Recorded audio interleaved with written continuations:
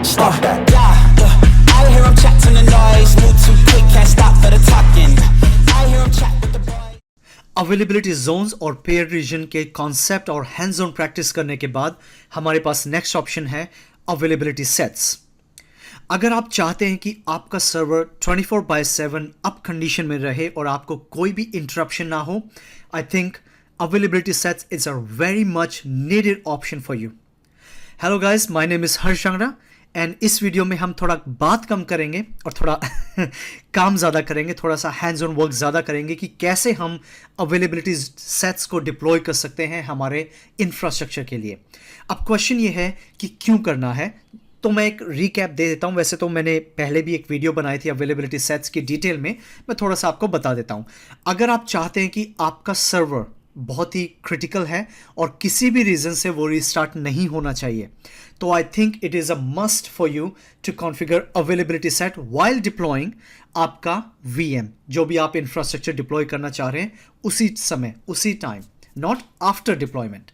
और दूसरा, अगर आप चाहते हैं कि किसी तरह से अगर एक रैक सर्वर पे, बिकॉज अगर आप फॉर एग्जांपल आप चाहते हैं कि एक ही रीजन में और आपने कोई भी अवेलेबिलिटी जोन चूज़ नहीं किया है और आप चाहते हैं आपके सर्वर साइमल्टेनियसली चलते रहें और वो ऐसा हो कि अगर एक सर्वर डाउन है तो दूसरा चलता रहे, मतलब किसी भी रीज़न से, चाहे वो माइक्रोसॉफ्ट एजोर की जो सर्विसेज हैं उन्होंने उसको रिबूट किया हो या रैक सर्वर पूरा का पूरा किसी तरह से डाउन हो गया हो, तो ये सारे के सारे जो हमारे चैलेंजेस हैं उसको अवॉइड करने के लिए अवेलेबिलिटी सेट आपके सामने आता है। और ये बहुत आसान है डिप्लॉय करना, बट इसके एडवांटेजेस बहुत ज़्यादा हैं। So guys, let's not talk much because we already know कि इसका पर्पज़ है SLA मीट करना, और माइक्रोसॉफ्ट एजोर के अंदर जो SLA प्रोवाइड करवाते हैं वो है 99.95%, विच मीन्स कि आपके पास कोई गुंजाइश नहीं है आपके सर्वर को रिबूट करने के लिए। अगर आपके क्लाइंट हैं, आप उनको भी इंप्रेस कर सकते हैं कि हमारी जो सर्वर डिप्लॉय हैं, don't worry, they are always running and you will never find any trouble any time.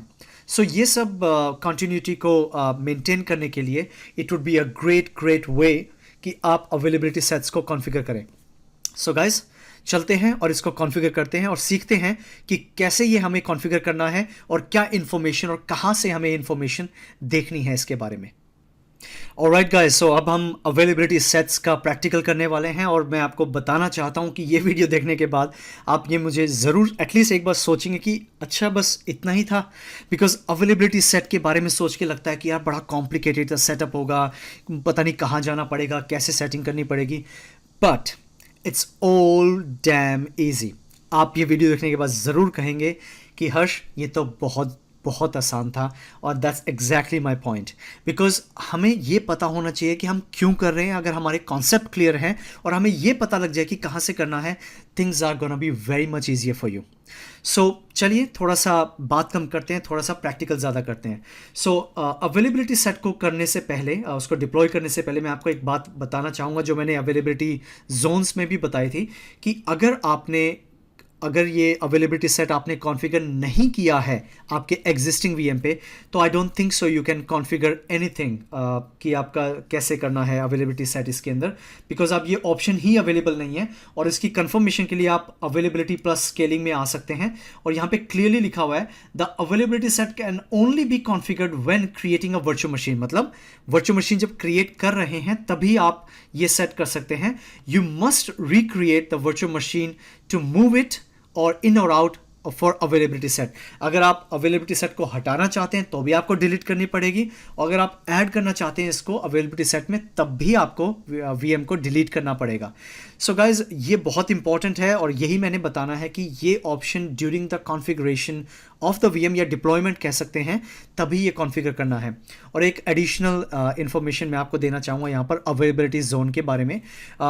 मैं थोड़ा सा और रिसर्च कर रहा हूँ इसके ऊपर, और मैं अभी प्लान भी कर रहा हूँ कि एक एजोर वीएम टीम के साथ मैं बैठूँ, बिकॉज एजोर पावर शेल काफ़ी पावरफुल टूल होता जा रहा है, बिकॉज जो हम यूआई में नहीं कर सकते वो पावर शेल के थ्रू पॉसिबल है। तो मैं चेक कर रहा हूँ कि किसी तरीके से अगर हम अवेलेबिलिटी जोन्स को कॉन्फ़िगर कर पाएँ हमारी एग्जिस्टिंग वीएम पे या फिर हमारी ऑलरेडी डिप्लॉयड वीएम पे, तो ये काफ़ी अच्छा रहेगा। बट डोंट वरी, आने वाले वीडियोस में मैं बिल्कुल बताऊंगा आपको, सारी इवन स्क्रिप्ट भी आपके साथ शेयर करूंगा कि कैसे कॉन्फ़िगर करना है, तो हम उसको स्टेप बाय स्टेप लर्न करेंगे। बट फिलहाल हम फोकस करते हैं अपनी इस वीडियो पे और लर्न करते हैं कि कैसे हम अवेलेबिलिटी सेट को डिप्लॉय कर सकते हैं या कॉन्फ़िगर कर सकते हैं टू मेक श्योर हमारी वीएम 99.95% का जो SLA है वो मीट कर पाए।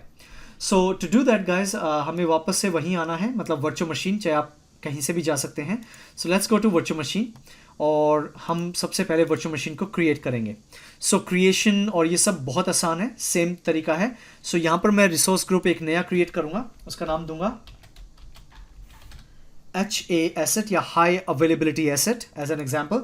और यहाँ पे दूंगा, मैं कंसिडर कर रहा हूँ कि मेरा वेब सर्वर चल रहा है और मैं वहाँ पर वेब सर्वर 1 का मैं नाम दे रहा हूँ यहाँ पर।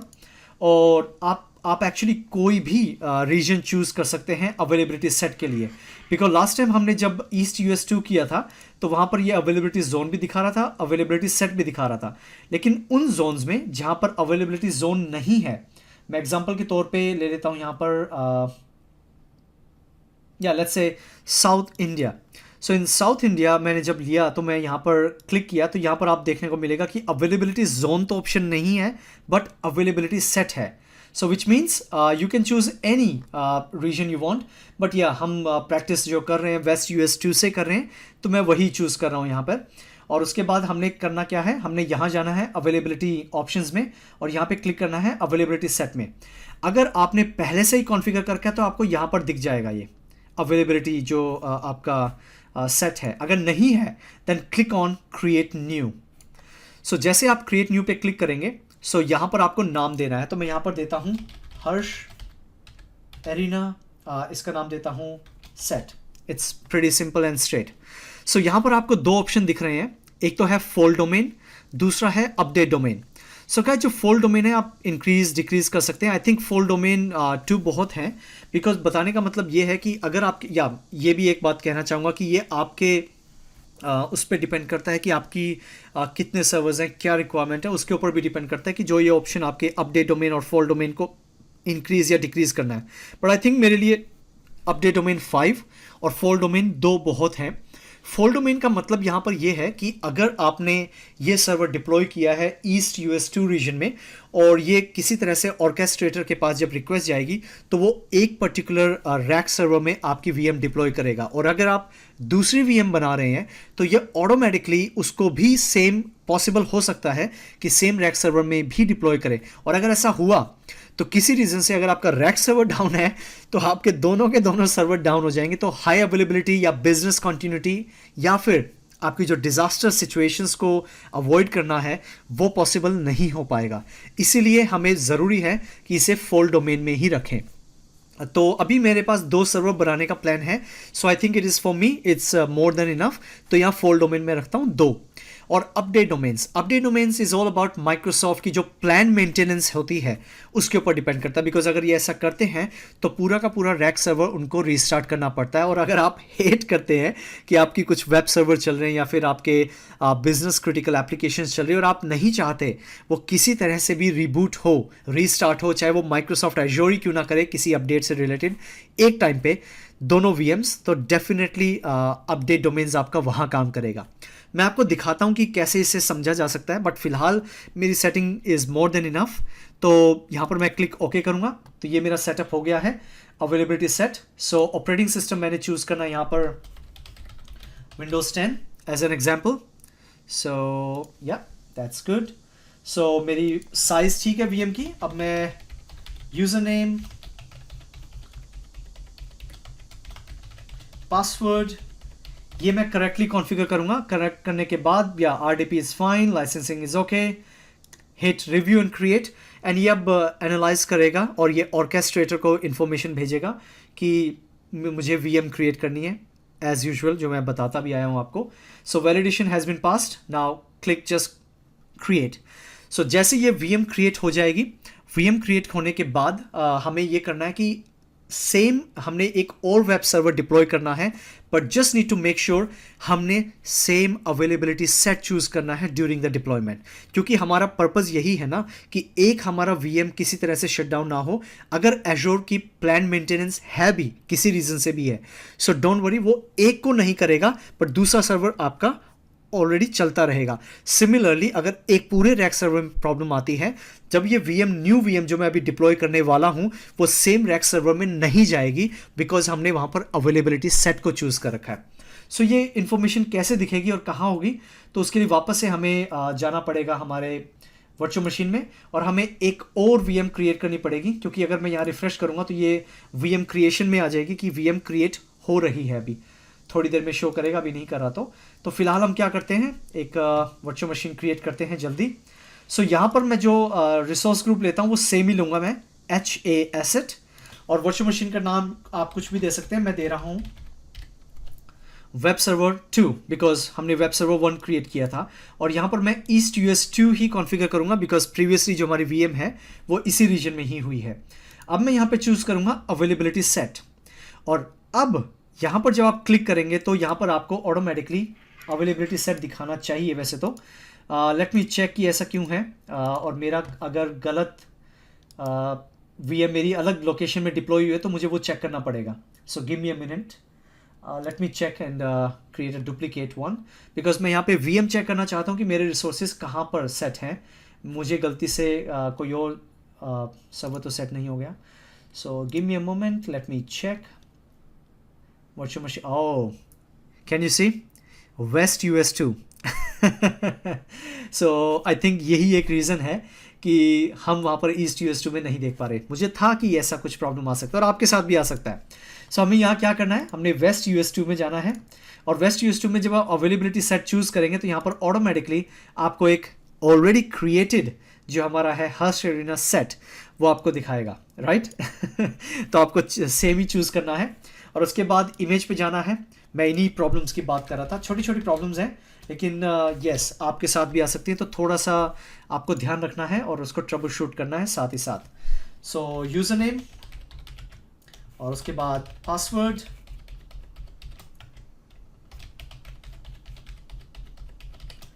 सो पासवर्ड देने के बाद हमने लाइसेंसिंग एग्रीमेंट करना है, रिव्यू करना है, और बस आपको ध्यान क्या रखना है, जो अवेलेबिलिटी सेट आपने पहले बनाया था फर्स्ट VM के लिए वो सेम ही आपको चूज़ करना है यहाँ पर। So click create.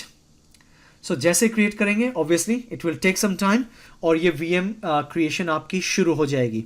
सो जैसे ही आपकी VM क्रिएट होंगी उसके बाद मैं आपको दिखा पाऊंगा कि दोनों में डिफरेंस क्या है, and you can find a very much interested differences, और वो डिफरेंसेस को समझने के बाद आपको क्लियर हो जाएगा कि अवेलेबिलिटी सेट कैसे काम करता है और इसे क्यों आप डिप्लॉय करना चाहेंगे। मैं आपको थोड़ी सी और डिटेल भी दिखाऊंगा। ये एक बार डिप्लॉय होने दीजिए, हम वापस से जब आपकी VM डिप्लॉय हो जाएंगी दोनों की दोनों, तो इस वर्चुअल मशीन पे यहीं पे आके मैं उसको कंपैरिजन भी करके दिखाऊंगा, मैं डिफरेंसेस भी आपको बताऊंगा। So guys stay tuned, because ये बहुत ही इंटरेस्टिंग है और आपको पता भी होना चाहिए। ऑलराइट गाइस, सो हमारी अब दोनों की दोनों VM बन चुकी हैं, रेडी हो चुकी हैं। अब हम थोड़ा सा डिफरेंसेस जान लेते हैं कि जो हमने अवेलेबिलिटी सेट डिप्लॉय किया था वो कैसे आपको डिफ्रेंशिएट करेगा, कैसे आप जान पाएंगे कि एक्चुअली में वो करेक्ट तरीके से डिप्लॉय हुआ है। सो सबसे पहले हम जाते हैं वेब सर्वर 1 में। सो वेब सर्वर में जब हम जाएंगे तो वहाँ पर आपको जाना है अवेलेबिलिटी प्लस स्केलिंग में, और यहाँ पर आपको दिखेगा अब कुछ इन्फॉर्मेशन यहाँ पर शो हुई है जो कि आपको बता रही है कि यहाँ पर हर्ष एरिना जो सेट मैंने बनाया था अवेलेबिलिटी सेट वो डिप्लॉय हुआ है, और करंट जो ये VM है ये हमारी 0 में है, जो इनका नंबर है, जो इसको एक लॉजिकल नंबर दिया गया है, और ये फुल डोमेन का है और अपडेट डोमेन का है। सो पहले एक बार थोड़ा पढ़ भी लेते हैं ताकि थोड़ा आपको आइडिया भी लग जाए कि फुल डोमेन क्या है। So it is actually a virtual machine in the same full domain share a common power source and physical network switch, which means अगर दो VM सेम फॉल्ट डोमेन में रहेंगी उनको सेम ही पावर सोर्स मिलेगा और same ही network switch मिलेगा, लेकिन अगर वो अलग अलग हमारी नंबर यहाँ पर जो आपको 0 दिख रहा है, अगर वो अलग नंबर हुआ तो वो उसको अलग पावर सोर्स और अलग ही उसको नेटवर्क स्विच मिलेगा in the same data centre. और दूसरा है हमारा अपडेट डोमेन, और ये क्या है, Virtual machine in the same update domain will be restarted together during the planned maintenance. Azure never restart more than one update domain at the same time. Meaning कि आपका Azure हो सकता है कि प्लान मेंटेनेंस डिप्लॉय करे और आपकी VM भी रिस्टार्ट हो जाए, लेकिन अगर वो अलग हमारे अपडेट डोमेन में है तो वो सारे के सारे जो भी अपडेट डोमेन्स अवेलेबल वो सारे के सारे एक साथ वो रिबूट नहीं करता. फॉर एग्जांपल मेरे पास 5 डिफरेंट मैंने चूज़ किए थे, अगर आपको याद हो 1 2 3 4 5. सो अगर उनके नंबर 0 to 5 है, एज एन एग्जांपल मैं एज्यूम कर रहा हूँ कि यही मुझे नंबर असाइन होंगे, तो ये ऑटोमेटिकली अगर एक VM मेरी 0 में है और दूसरी मेरी VM में है, और सॉरी 1 में है, तो ये दोनों की दोनों जो मेरी वर्चुअल मशीन्स हैं वो दोनों एक साथ प्लान मेंटेनेंस में रिबूट नहीं होंगी. ये मतलब है इसका. So that is why people really like this feature. So इसको कंफर्म करने के लिए अब हम दूसरी VM पे चलते हैं, हमारा जो वेब सर्वर 2 है, और चेक करते हैं कि वहाँ पर क्या सेटिंग्स अवेलेबल हैं.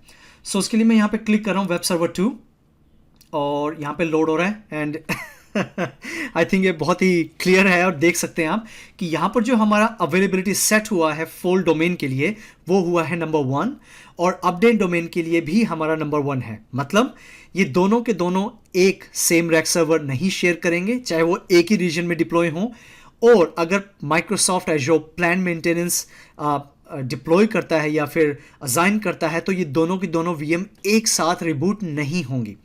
सो मीनिंग आपका SLA मीट होगा 99.95%, and which is a great way, because इससे आप आपके जो टारगेट्स हैं, आपकी VM 24/7 बिजनेस कंटिन्यूटी में रनिंग करेगी.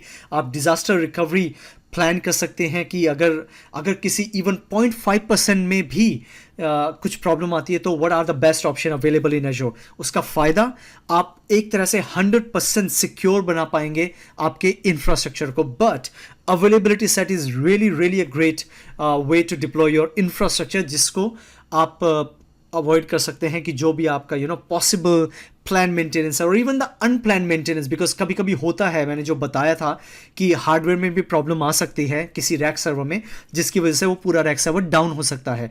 तो ऐसी अनप्लान मेंटेनेंस की सिचुएशन को हैंडल करने के लिए भी हमारा अवेलेबिलिटी सेट काम करता है. सो या गाइज, आई थिंक आपको अब आइडिया लग गया है कि ये दोनों मतलब full domain and update domain क्या है और कैसे हमारा अवेलेबिलिटी सेट कॉन्फ़िगर होता है. एंड मैं होप करता हूँ कि आप ये वीडियो आपको लाइक होगी, और ऑफ कोर्स आपको इन्फॉर्मेटिव लगी होगी, आपने कुछ नया जाना होगा, और मैं ये भी एज्यूम करता हूँ कि आप ये प्रैक्टिकल करेंगे, ये प्रैक्टिस करेंगे हमारी अगली वीडियो को देखने से पहले. So yeah guys, that to be all for today. I think ये वीडियो काफ़ी अच्छी लगी. मैं आपको रिक्वेस्ट करता हूँ, अगर आपके फ्रेंड्स या जो भी आपके कनेक्टेड लोग हैं जो लर्न करना चाहते हैं माइक्रोसॉफ्ट एजोर को, बिकॉज मैं खाली AZ900 सर्टिफिकेशन ही, because I heard some feedback कि somebody is asking for AZ103 या AZ104 सर्टिफिकेशन, तो मैं एडवांस लेवल की सर्टिफिकेशन भी शुरू करने वाला हूँ जल्दी ही. सो मैं रिक्वेस्ट करता हूँ कि you should help me to reach to maximum people, ताकि वो ज़्यादा से ज़्यादा नॉलेज शेयर हो, वो प्रैक्टिस कर पाएँ, and it can really be helpful in their regular job. तो मैं ऑफकोर्स प्रे करता हूँ कि इंडिया में सब लोगों को अच्छे से अच्छी जॉब मिले, and we will like work together and learn together. Of course आज जैसे आपने देखा कि कुछ प्रॉब्लम्स आती हैं, मैं वो ट्रबल शूटिंग भी आपको बताऊँगा, और जैसे मैंने आपको प्रॉमिस किया था, मैं ऑलमोस्ट एंड पे हूँ. मैं प्लानिंग कर रहा हूँ कि एक मीटिंग भी रखूँ ताकि मैक्सिमम लोग उसमें जुड़ पाएँ और ज़्यादा से ज़्यादा हम डिस्कस कर पाएँ कि कैसे हम अपने नॉलेज को बढ़ा सकते हैं, या अगर आपके पास कोई क्वेश्चंस हैं तो. बट या काफ़ी बात हो गई. So that to be all for now. Please take care guys, अपना ख्याल रखना, और कोविड-19 सिचुएशन तो है ही, प्लीज़ अपनी फैमिली का, आपका बहुत ज़्यादा ख्याल रखना. बाकी हम अपनी नेक्स्ट वीडियो में मिलेंगे, और till then please take care, keep practicing. I will see you in the next video. Take care, bye bye.